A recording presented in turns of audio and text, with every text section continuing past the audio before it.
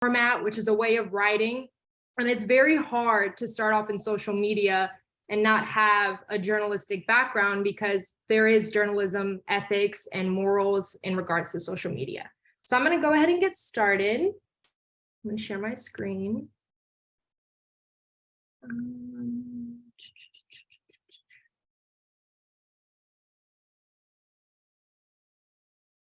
Right. Can you guys see the PowerPoint?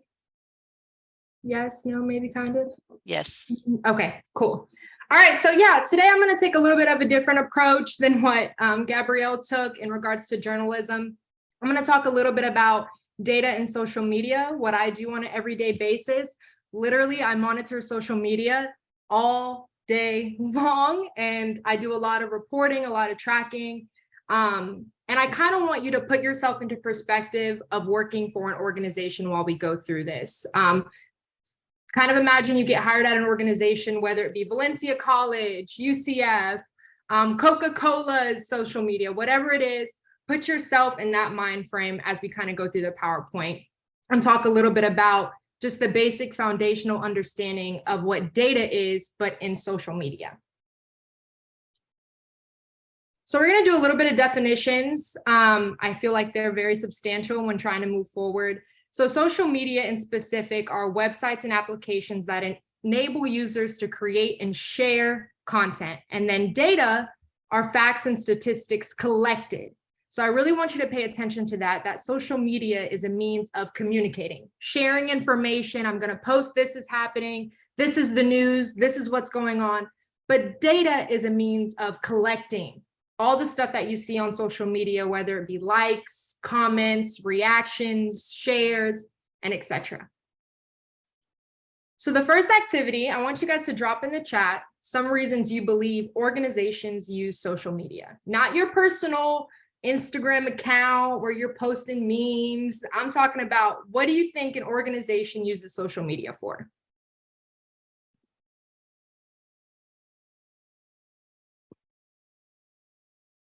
Yeah.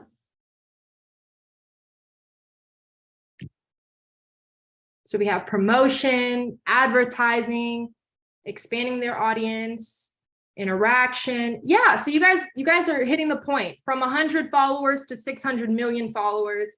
We live in a century where almost every organization has social media in some way, shape, or form, and collecting data from that social media is imperative for the success.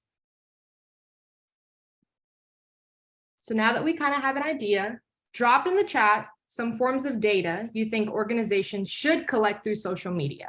What are some types of data that you are aware of?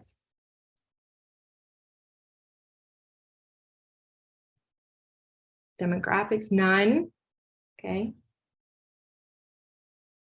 Target audience demos. Cool.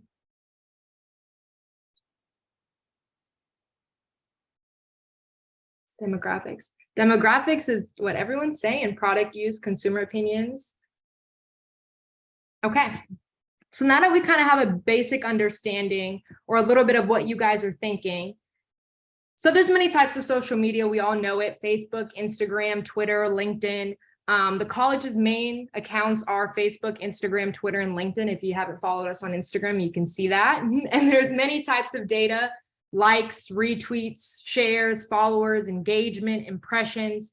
But the thing about it is they both go hand in hand, whether related to journalism, public relations, media relations, and etc. You've seen more and more news companies, more and more news stations going to social media. They might check Valencia College's Twitter account to see what we're doing in regards to the hurricane, or you might see it more so in media relations when trying to communicate about what's going on in the organization. And the great thing about social media in this day and age is it has allowed organizations to have two-way communication. So you're able to say something, and then they're able to say something back, and then you're able to say something. So there's a lot of data to be collected in regards to that. So yeah, social media and data are everywhere. So how do we best analyze how social media channels are performing? By looking at data. My goal today, moving forward, is to teach you the basics of the kind of data that I collect as a Valencia College associate? And then what do I do to try to understand that? What am I looking at? I can't just go on Instagram and say, we have 20,000 followers, we're doing great. No, I have to look at that data. I have to analyze it, and I have to figure out how to make it a story. And that's where journalism plays a part. Is you're looking at the data, you're seeing your followers, you're seeing your numbers. How do I make what I see a story? And how do I make it a story that fits those journalism standards? So impressions, the number of times your content is displayed, no matter if it was clicked or not. So there's a difference between me posting something and you seeing something. We've all been victim to that. Somebody says, hey, have you seen that post? No. I mean, you follow them. Why didn't you see the post? I wasn't on social media at the time. So something that we look at when I'm doing social media every day is not only what I'm posting, when I'm posting it, how many people are looking at what I'm posting? What is my reach? I'm not just announcing, I'm trying to get viewers. I'm trying to get people to see it. Am I having more people looking at stuff that relates to graduates? Do I have more people looking at stuff that relates to the hurricane or financial aid? I'm looking at what is gaining our public's attention. So in a perfect world, every one of your followers would see every piece of the content you posted. We see that that is not a reality. You can have 30,000 followers and only get 100 likes. I mean, it's a day-to-day basis thing. So one of the things that I look at as an associate here is not only what we're posting, but when are people looking at it? What are people looking at? Do they care about videos more than they do photos? And I'm analyzing that data. So it's a specific kind of data that's different than what most people would assume, but it's very valuable in a growth of a social media platform. Then we have engagement, which everyone always knows about, but there's different types of measures of engagement. We have likes, we have shares, we have reactions, we have reposts. Of course, you want to rack up your followers. You want as many followers as you can get. But ultimately, the greatest measure of social media success is an engaged audience. And an engaged audience does not always mean a big one. Everyone chases a number that is the highest, that has the most followers, that has the most likes. But really thinking and putting yourself in the shoes of working for an organization. And I'm not talking about the shade room or gossip. I'm talking about an actual organization. You're not chasing that follower number when you're looking at data. You're chasing who's looking at it. Are my current followers engaged? So from the Valencia College standpoint, are our alumni engaged? Are you guys following us? Are students engaged? Are faculty engaged? Are our partners engaged? Orange County School District. That is what we're looking at, is are we building a community? Are we building people through data? And that's something that's very different that people don't see on social media. You kind of assume, oh, I want to be trending, and trending is having our mascot fall down, stairs or something, but that's not what we're looking at. We're looking at, what does our social media represent and what does the data show? So the last piece of data I kind of want to talk about is audience, which most people kind of assume are followers. I say it's audience because sometimes your audience are not people that follow you. It could be your mom or your dad. You guys may follow us, but grandma is following us in some sense. I'm telling you, she's looking at our page. And your professors, your family members, when you graduate, let's say you graduate and we go live on stories, they're looking at it and they don't follow us. So it's really your audience. And there is an importance of maintaining and growing your audience. I love plants. So when I put together this PowerPoint, I was like, oh, what would be a good metaphor for, maintaining and growing? And I really like the picture of the plant on the side, because in order for a plant to grow and maintain, you have to nurture it, you have to care for it, but you also have to push for it to grow. And that's what we really try to do with our audience. What I try to do in a way that, hey, we're not going to push away from what we are as a college, what we want to show on our social media, but we also want room for growth. If we don't adapt to the times, we'll get lost in the sauce. So that's something that we really, really pride ourselves in, is audience. And that's something I do too. So there's really quality over quantity. I know everybody wants to be trending. We need to have 30 posts every single day. but really putting yourselves in the shoes of an organization. Just kind of think about it. I never thought in a million years I would have a career in social media, but I do. So I want to motivate you guys that that's there. It's there. It's possible, but there is standards to it. And just kind of putting yourself in those shoes, really, really prioritize. When someone goes to your feed, they want to see what you're about. They want to see what the college is about. They don't want to see that the college is self-motivating or self-righteous. They want to see, what is this college about? And it's about the students. And that's really an important aspect of building an audience. So I'm going to kind of get into what I do on my day-to-day basis, just because it's not just looking at my phone.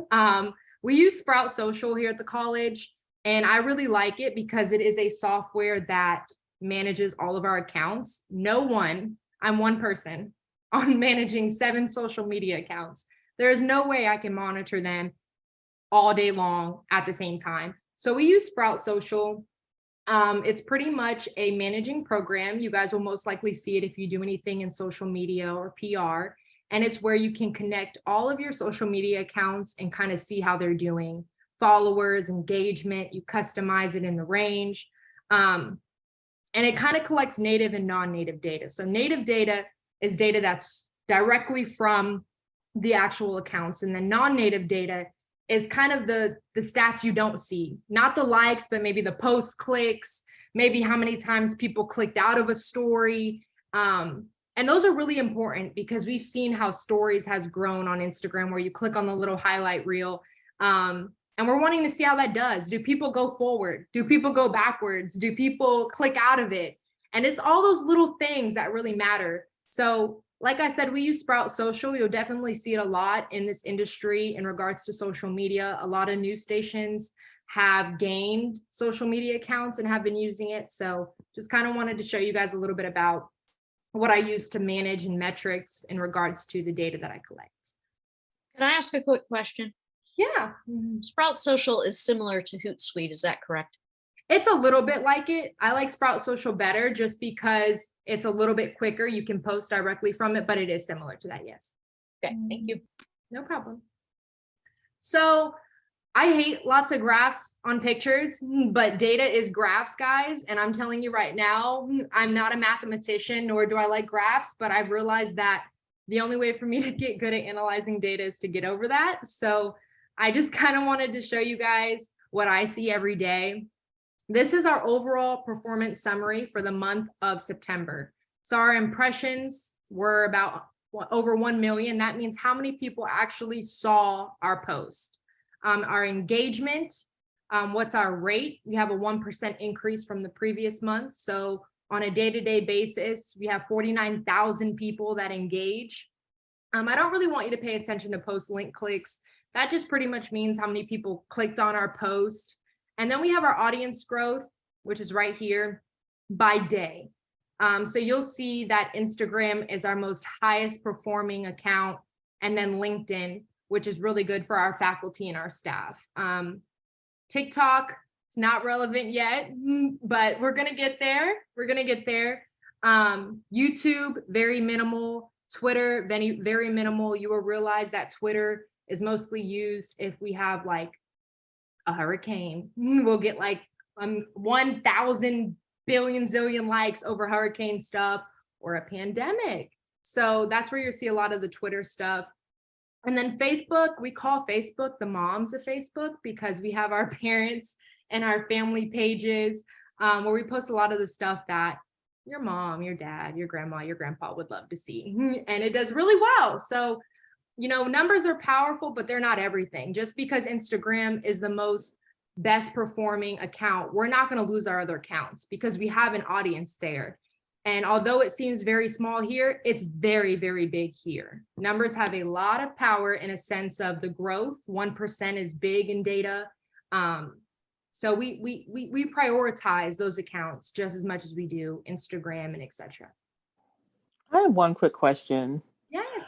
Is you had mentioned about, of course, Instagram, and I just had a quick question with the transition. How has the transition been with Instagram when they're changing their format? it seems to be more reels now, more videos, and they're doing test accounts with images and the sizing and stuff like that. So how has that been on your end? Yeah. So, I'm going to be honest with you. It's hard. It's difficult. We are at Valencia College, the PR team is only 5 people. And like I said, I'm the only one managing social media. So it's been hard. But I think one of the main things that we've done that I mentioned earlier that makes it a lot easier is we stick to the values that we've always had. So let's say that we post something about a graduate. We're not going to change what we post about the graduate. We might change how we post about the graduate. So if they change sizing, we're going to change the sizing. If they want a reel, we're still going to highlight this graduate. We're still going to have the story. We just might have it in a different way. We've had graduates on our feed.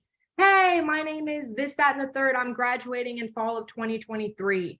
And it's the same story, but in a different format. And I think that has made the transition a lot easier is we don't lose what we stand by, but we find a different way to say it. We find a different way to do it. And you see that every day in journalism. The newspaper business has changed. I mean, Orlando Sentinel, it's not a newspaper anymore, but they are online. They still do their news. They just do it in a different way. And I think you have to really realize that as a journalist, as anyone that's working in PR, is you never change the ethics and the morals and the foundation that you have. You just figure out a different way to do it. And that's where we were at with it. I have a question now, since we're talking about that actually. So because of all of the changes, and I know I've been at Valencia a long time and we stick to what the traditional social medias are, but our students are not necessarily always using all of those. For example, TikTok. I know that I don't know if you even consider Snapchat or Be Real, which is like this kind of new phenomenon. I mean, how do you keep up with that? I think one of the things that we've talked about is we really need a TikTok account, but we're not ready for a TikTok account. We are a very growing college, but if we really sit back and think, we don't have the resources. We're not ready for a TikTok. So I think one of the ways we keep up with the times is they hired me, a millennial. I'm just kidding. But one of the ways we keep up with the times, I think, is just understanding that we have to put ourselves in perspectives of what the student will want to see. There's a lot of times on my team, we have people that, aren't in this age. They don't know about the times, or maybe they have a certain philosophy of the way they view things, but you have to realize that the college's account is not for us. We don't pay for advertising through the college's account. We don't do any of that. It's not for us, it's for the students. And I think we really keep up with the times by knowing, hey, what do students want? Listening to students, seeing how they're reacting on our posts. If we post something about, our president on our account and an award that she got, I promise you the engagement will not be good, because students, that doesn't relate to the student. What they care about are students who are graduating, students who have success stories, students who are in Puma merch. Like, that is where you're really getting that engagement. So I think one of the ways we keep up with the times is not being selfish, trying to figure out, why are we here? We're not here for us. We're here for the students. And that's one way we keep up with the times. And also not jumping ahead of the game. We're not ready for TikTok. So we're not going to push out something we're not ready for. And that those ethics and that morale also is in journalism. If you're not ready for a story, if you don't have that foundational understanding, you really need to sit back and reevaluate how you're going to approach the story. Because like I mentioned earlier, that first line of communication, that first time you put it out, it really sets the tone for how it is moving forward. Yeah. Awesome. And so going back to the TikTok, and the college is not ready, we'll take it to be ready. Just I'm just being curious. I'm not being critical. I just am wondering, because I am a faculty advisor for the Valencia Voice, and we're not ready either. So I'm trying to figure out what do I need to do to get ready, because I'm missing a whole chunk of people. Yeah, I think what will make it be ready is TikTok is very visual. It's not posting pictures in a slideshow like Instagram, Twitter. And you have to realize most things that are trending on Twitter are kind of making fun of people, or it's funny, or it's relatable, or it's dry, or there's dry humor in it. So I think for us, it's getting more students on board. Like I said, I'm the only person managing social media. I'm not a student. You know, I can't be in front of a reel talking. It's having those students involved would really get us to be pushed. And I think also figuring out how to incorporate video. If you look on our page, we don't have a lot of video because it's hard to shoot. It's a lot of work to shoot. So I think that's the difference of how we get there, is involving our students in our PR tactics more. That means having them on our team, opening up internships, opening up possibilities. And we'll have that in the future. And I also think understanding that transition, every social media account requires different things. Twitter doesn't require that many pictures. They require news. Facebook requires that community building. Instagram requires photos, and TikTok requires video. So it looks as if Instagram is trying to be like TikTok because they're wanting more reels, and there's like on your timeline, you're inundated with all these different reels. So I'm seeing a trend and a change even with the folks that I follow and influencers, to try and get around it and just make more reels, and it is time consuming. Mhm. So I don't know, it's It's so very, different. Yeah. it's very different, and it is time consuming. And you know, everybody wants to be trending, everybody wants to be in the times, but sometimes jumping the gun when you're working for an organization, it does Yeah. more harm than it does good. That's true. So that's why when I, started the PowerPoint, I wanted everyone to put themselves as an organization. It'd be different if we were, a magazine company, or we posted funny memes, but we represent an organization. That And is true. there is professionalism that has to be met. And that goes with journalism too. All righty. So I'm going to move on a little bit. Engagement, the same thing, kind of similar to our performance summary. We look at engagement here. Our total for the month of September was 49,510. That means how many people engaged. Like I said earlier, you're going to kind of see Instagram does the best, Facebook coming in on second, Twitter, and then we kind of see LinkedIn. LinkedIn is our faculty and staff. Our faculty and staff love LinkedIn. If you're a student, you should definitely get a LinkedIn because, it's a great professional account. But that's where we're kind of seeing with engagement for the month of September. And one thing about me is I do not like data that does not show day to day. Most people like data that shows month to month, like they might do. We're going to compare the entire month of September to the entire month of August. I like day to day. When do we see the best? And that's at the end of the month when we posted something. That's where I really get to see how the engagement is doing.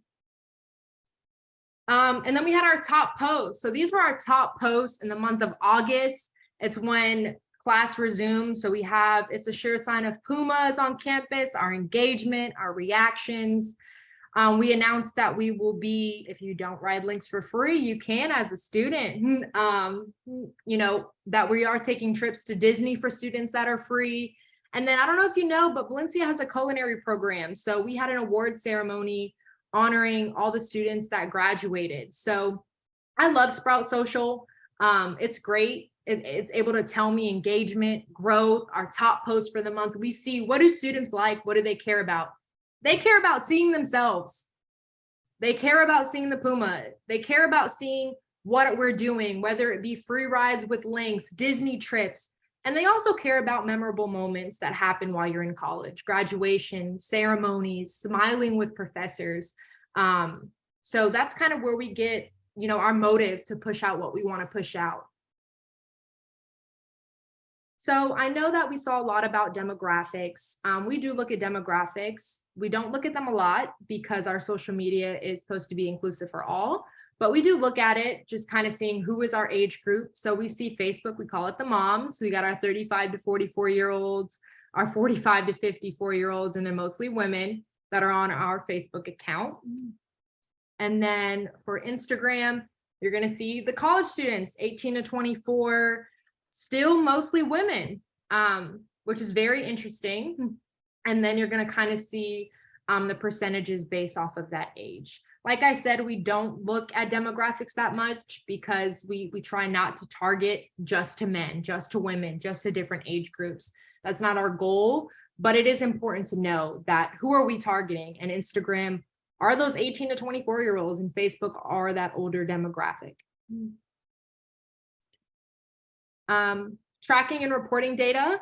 I release these every single month, and they are our highlights of, I bring it up to my boss and I say, hey, this is how we did this month of September. This was our audience. We have over 256,000 followers across socials. This is how we did last year. I do not compare month to month, because as an institution, you're obviously going to do better in the fall semester than you are in the summer, because there's not many students in the summer. So you have to really pay attention to your comparisons. We compare every month to the previous year. And that's how we really get the best numbers. If we compare month to month, they will look totally different. December will do the best because it has commencement compared to November. So you have to really pay attention to the peaks of when your organization is doing the best and compare it to that year.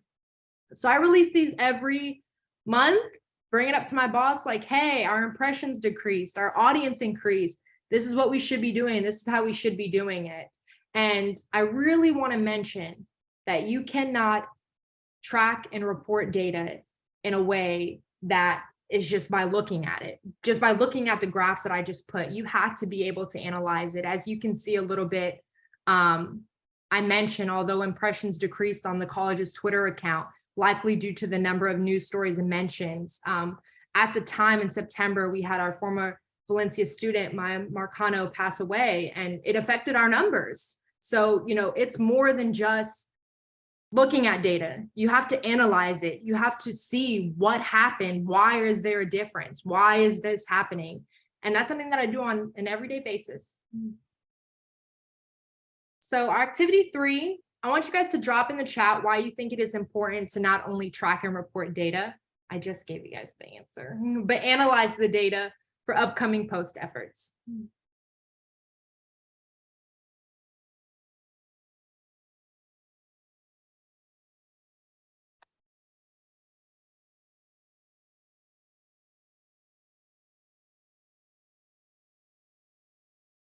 Anybody? Everybody fell asleep. I'm gonna need y'all to wake up. Yeah.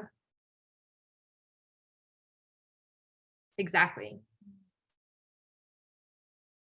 Exactly. All right. So I only have a few more slides, guys, and I'll move on. So we talked a little bit about, it gives a better perspective. We can see what people engage with. It is important to understand. Numbers don't always tell the whole story, helps you plan everything out. Awesome. So we're going to talk a little bit about how social media and journalism intertwine, because this is a data and journalism workshop. So very, very minimal. I'm going to touch on it. Factuality matters. We are not, you know, I'm putting yourself in an organization standpoint. You're working for an organization. We are not supposed to be comedians or try to trend, where our factuality matters. We still try to stick to the facts the best way we can, which is in journalism. It's in journalism ethics and morals, is facts matter, non-bias matters. We still have a goal of storytelling. We're trying to tell a story. We're trying to tell you what we're doing as a college. What are our students doing? Who are our graduates? It's a form of mass communication. You know, social media has a public, it has an audience. It's related to journalism in that sense. There's a dissemination of information and news. People are going to look at our social media and say, what does this mean? I remember when we posted about Hurricane Ion, we posted about a closure, and they're like, well, how does the closure affect me? What does this have to do with me? What is the news in this? And there is still a dissemination of information and news when you post on social media. And like Gabrielle had mentioned earlier, there's a news peg. You don't just post to post. There's a reason why you post. You look at the data, you analyze it, and you say, wow, this does good. Let me post that. How is this news? How is this relevant? And then you move forward with your post efforts. So community data is drawn from community building through social media. Like someone said in the chat, community is not always shown through data, but that should be the main goal of analyzing and using data to better your channels. Every social media channel has a community. We are a community. We are Valencia College. We have a community, and you need to touch on in senses of looking at your data. what is the community that you're trying to target? What is your audience? And how does that affect your social media efforts? So an example of a way that we kind of used community and we had a campaign, we had our mascot. When we first wanted to announce our mascot, we asked, what do you want as a mascot? So this campaign did very well, and it actually came about by looking at data. Students went on social media and said, hey, we need a mascot. We want a mascot. We have to have a mascot. And we looked at it and we're like, how many students are asking about this? How many students are commenting about this? How many of our audiences are interested in a mascot? And that's how we really got the idea, if I'm being honest. SGA, the students were interested in it, and then we posted on social media. We looked at that data and we realized that we needed a mascot. People needed to get behind something on social media. They needed a hashtag. They needed a reason to feel like they were more than just a user, but they were an audience. They were part of our community. They were part of our social media. They were part of our data. And so, we introduced the mascot, and then we got here and we were like, wow, this is doing really good. Everybody loves it. Like, some people didn't because they wanted the orange or the matador or whatever they wanted. But we realized that after analyzing our data, that students wanted something to get behind. They wanted a face. They wanted something that represented them, and they wanted to scroll on our page and see something that meant something to them. And that's how we landed with our mascot. And you can kind of see that data isn't always numbers. Sometimes it's the impact and the sense of community that it brings. I obviously can't give you their handles, but I got y'all with with what they said. And just, data analyzation is more than just looking at what we looked at earlier, which was engagement, impressions, likes. What are people saying? Do they care? Do they want to be a part of us? Do they want to be a part of this organization? Like, that's our goal. That's the efforts. And I've realized in my career that I'm not chasing a number. I'm chasing, what is the community that we're building? How are we making people feel? And are we accomplishing our goal of building one? So impact is different for everyone. Social media allows for the impact to be unique. Data can show the impact, and data is more than just numbers that you see. So this was our feed before I started, y'all. And as you can see, it's a lot of graphics. It's a lot of Jiffy graphics from our stock. You don't see a lot of students. You don't see a lot of yourself. This was our feed as of today. You see color. You see our downtown. You see an older person, a younger person, an African-American person. You see our arts. You see a clown. You see our Hispanic students. You see color. You see what Valencia is. And data got us there. Social media reports were non-existent. Data pushed us there. And it just shows that data is more than just numbers. It can really elevate what you do, how you do it, and how you're perceived by the public.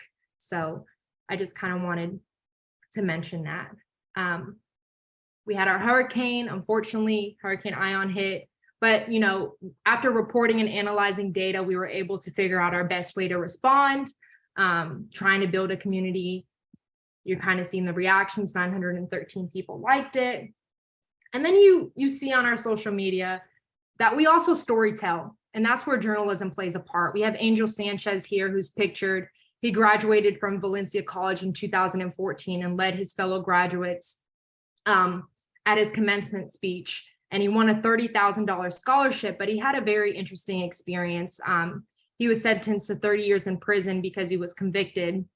And then he wrote to us while he was in jail, said, hey, I want to come to Valencia College when I get out. He was able to lower his sentence, and now he is a practicing lawyer. So that is something that we really do highlight on our social media as well. That's not always expressed in data, are these student stories. We have Miranda. She's a non-traditional student. She started at the age of 37. Didn't go to school for 19 years. She just now got accepted to Yale University. And that's something that we highlighted on our social medias as well. And just kind of wrap up, another great story I don't know if anybody's graduating this year, but this is the first year that we're holding a December commencement. We haven't done one in all the years that Valencia has been alive. So it was very big for a lot of students because, you know, I'm a UCF graduate. We always celebrate December commencement, but there are students that graduate in December and they don't get that ceremony. They have to wait until the spring. So we realized that that was a need by looking at the data that's on our social media. We had our spring graduates. The ones from fall said, hey, what about me? Like, why can't I have a commencement? So we decided to announce that this year we're going to have one. And we got to that point by looking at data. So I really love this quote. The goal is to turn data into information and information into insight. Like I mentioned earlier, track, report, but also analyze. And that makes data insightful. And I have a quote because I'm a scholar too, y'all, but I'm just kidding. Numbers have impact and can show you things you may not always see, but the true success of social media is shown through building an experience, a community, and a history. I put history in there because you should go on your organization's social media page and be like, oh, wow, like this is who we are. This is what we are. When you lose sight of who you are and what you are, you should be able to see that through your page, through the data that you collect, and then be able to really elevate what you do, how you do it, and, you know, really create an experience for your users through data and through analyzing that and then figuring out what your next campaign is going to be. And if I may add to that, Sade, is the fact that, you know, students are often, you know, self-promoting, right? Or they might have their own line of candles or scents or, you know, just or health or, you know, anything like that they're, you know, targeting their Instagram, campaigning on that issue. And that's a great quote for that. And I really also like I wanted to mention this real quick, is your social media report, because it provides history too. So when the next year and you're analyzing the data for September or March or whatever, and you have that history in there with it, then you can go, oh yeah, because nobody's going to remember what happened a year ago, 5 years ago, you know, anything like that. So I think that's really important. And then I see Gabrielle is still with us. And I just had one question about your data when you get your worksheets, and do you keep a data record for, like, you know, the changing your original data and then that? Absolutely. Yeah, that's really that. important, because I make sure I have a master file saved. So as I play around with it and sort it, I don't want to lose it or screw it up or accidentally delete it. So that's very important. That's a really good point, to have it safe away, have a file that always save, and so you don't really shoot yourself in the foot. Yeah, of course. And, you know, I know I'm just taking the social media approach, but like what she mentioned, it's important in journalism because a story that may be relevant this year, it may come out about again in the next coming years or the next coming months, and you might want to compare that data. So it's very important. And it's also, you want to save it somewhere safe, because I request the same data, especially when I'm covering personnel. I request the same record year after year after year. So if I ever want to find out, did this person get a big raise? I have his salary from 3 years ago.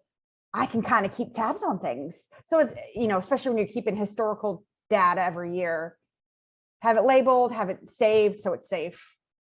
Awesome. That's great. Did you have another question, Eddie? Sorry. No. Okay. So yeah, that's the end of my presentation, guys. If you have any questions, let me know. You can email me if you just go through your Valencia College email. You'll find my name. It comes up as steele1@valenciacollege.edu. And yeah, I really wanted to come on here and just tell you a little bit about the basics, but I also wanted to motivate you and tell you that there is a career in social media.